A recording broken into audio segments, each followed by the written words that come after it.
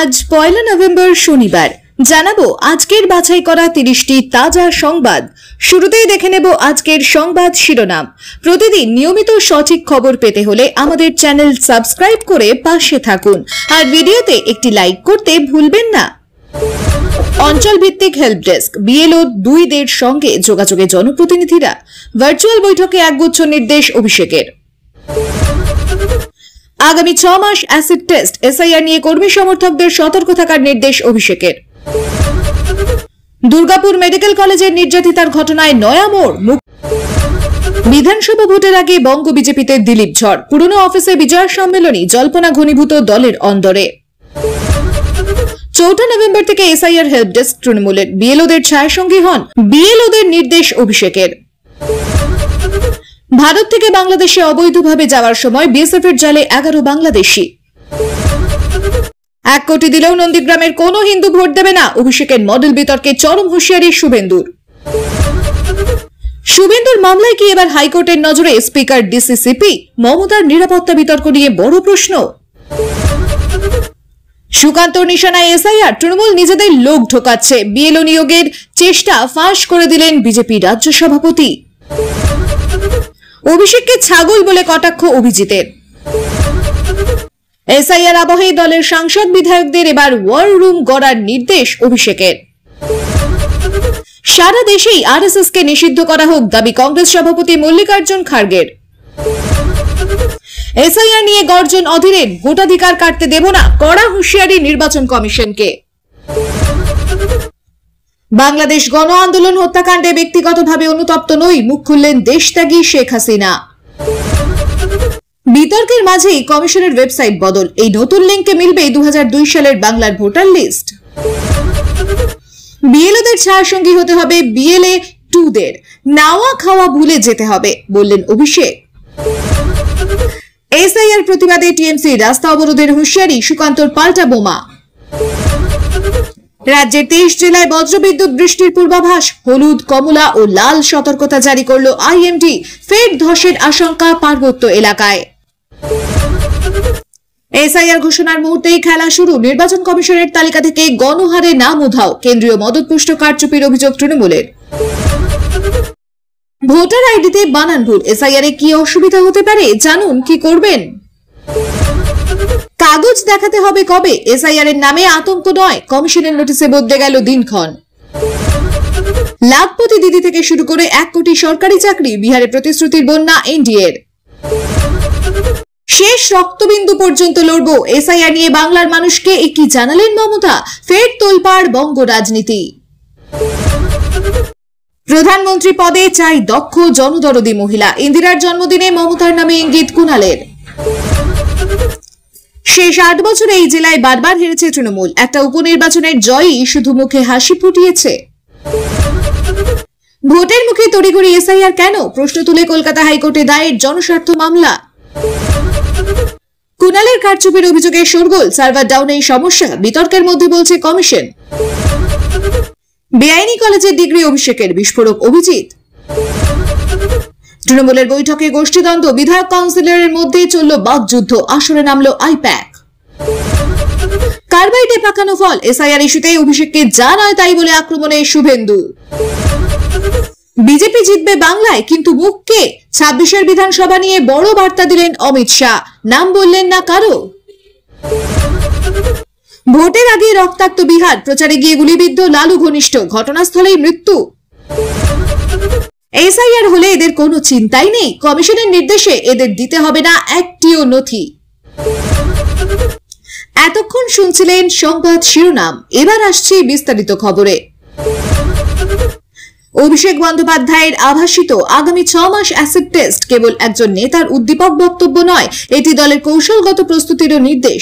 তিনি স্পষ্টভাবে বলেছেন যে এই সময়কেই তারা মাঠে সক্রিয়তা বাড়ানোর, ভোটার সংযোগ পুনর্বহাল করার এবং স্থানীয় স্তরে সংগঠনের শক্তি মজবুত করার সুযোগ হিসেবে দেখছে। অভিষেকের নির্দেশের সঙ্গেই দলে প্রচারণার তৎপরতা বাড়ানো, প্রতিটি ব্লকে কর্মী রেজিস্ট্রেশন, স্ট্যান্ড পয়েন্ট ক্যাম্পেইন ইত্যাদি কর্মসূচি জুড়ে দেওয়ার সম্ভাবনা দেখা যাচ্ছে।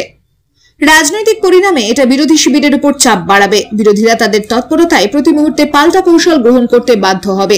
স্থানীয় পর্যায়ে থাকা তৃণমূল কর্মীরা ইতিমধ্যেই সভা সমাবেশ ও পথসভা বাড়ানোর শোরগোল শুরু করেছেন বলে প্রতিবেদন প্রকাশ হয়েছে।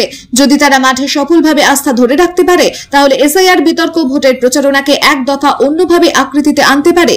অন্যান্যের মধ্যে অভিষেকের এই বার্তা একদিকে কর্মীদের মনোবল বাড়াতে কাজে লাগবে, অন্যদিকে নেতাদের জন্যও এটা চাপ দাঁড় করাবে। কারণ প্রত্যাশা বাড়লে ফলাফল না পেলেই সমালোচনার ঝড় উঠতে পারে।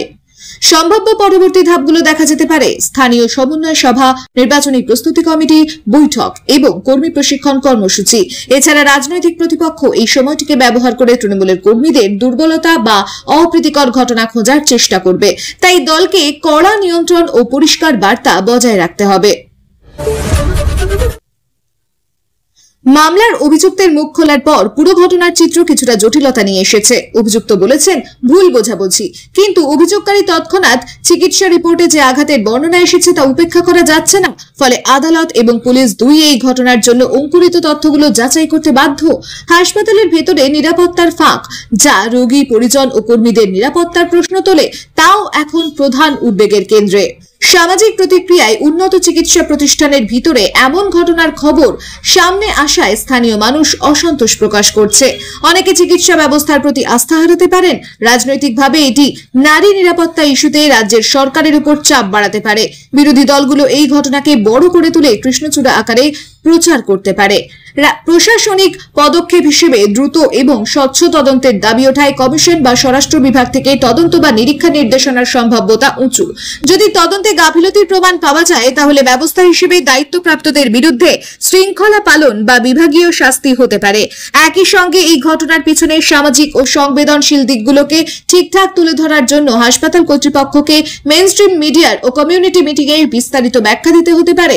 সামগ্রিকভাবে এই ঘটনা রাজ্যের নারী নিরাপত্তা চর্চা ও সরকারি প্রতিষ্ঠানগুলোর দায়িত্বশীলতা নিয়ে দীর্ঘমেয়াদী আলোচনা বাড়াবে। সীমান্তবর্তী এলাকায় পুনরায় মানব চোরাচালানের প্রয়াস ধরা পড়ায় সীমান্ত নিরাপত্তা ও সামাজিক অর্থনৈতিক অনুঘটকগুলো পুনরায় আলোচ্য হয়েছে। আটককৃতরা কি ভিসা অবৈধ অভিবাসনকারী নাকি মানব পাচারের শিকার, এই প্রশ্নগুলোর উত্তর অনুসন্ধান চলছে। প্রাথমিক জিজ্ঞাসাবাদে বলা হয়েছে চাকরির আশায় তারা সীমান্ত অতিক্রম করার চেষ্টা করেছিলেন, যা অঞ্চলের দরিদ্রতা এবং কর্মসংস্থানের অভাবকে প্রমাণ করে। বৈদেশিক নীতির দিক থেকে এমন ঘটনা দুই রাষ্ট্রের কূটনৈতিক আলোচনা ও তীব্র করতে পারে, বিশেষত যদি মানব পাচারের কোন সিন্ডিকেট জড়িত থাকে। নিরাপত্তা বাহিনী এই ঘটনাকে সামনে রেখে সীমান্ত নজরদারি আরও বাড়াতে পারে, নদী তীরে বর্ডার পেট্রোল বাড়ানো এবং স্থানীয় জনগণের সঙ্গে সমন্বয় বাড়ানোর উদ্যোগ নেবে। স্থানীয় স্বভাব বিধানগত প্রতিক্রিয়ায় সীমান্ত সংলগ্ন এলাকায় উদ্বেগ দেখা দিলেও মানবিক দিক বশত আটককৃতদের অবস্থান এবং তাদের পরিবারের অবস্থা ও আইনানুগ ব্যবস্থার নিশ্চয়তা নিয়েও প্রশ্ন উঠবে।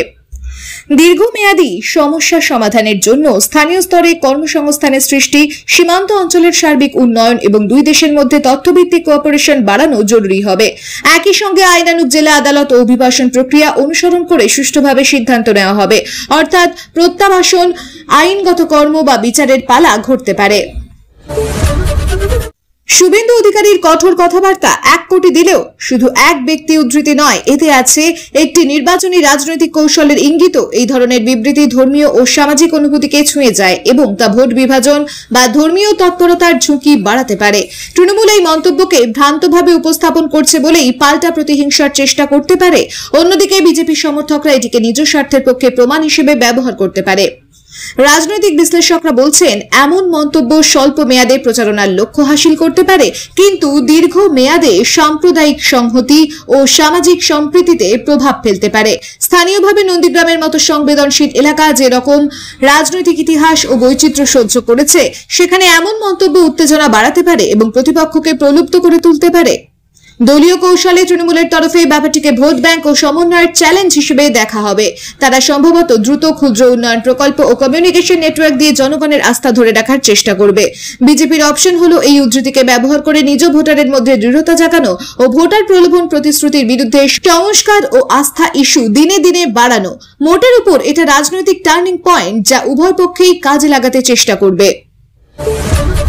বিএলও নিয়োগ ঘিরে তীব্র অভিযোগ ওঠার ফলে নির্বাচন প্রক্রিয়ার স্বচ্ছতা নিয়ে সন্দেহ জাগছে। সুকান্ত মজুমদারের অভিযোগ যদি প্রমাণিত হয় তবে ভোটার তালিকা ও ব্লক স্তরের প্রশাসনিক নিয়ন্ত্রণে আগামী রাজনৈতিক পক্ষপাত স্বাভাবিকভাবেই নির্বাচনী বৈধতা প্রশ্নবিদ্ধ করবে। কমিশনকে এই অভিযোগগুলো তদন্তে নিক্ষেপ করতে বলা হলে কমিশন কিভাবে তৎপরতা নেবে তাও এখন কেন্দ্রীয় প্রভাবশালী ইস্যু। অপরদিকে তৃণমূল এই অভিযোগকে রাজনৈতিক নাটক বলে খাড়া প্রতিহত করতে পারে এবং বিএলও নিয়োগ প্রক্রিয়া বৈধ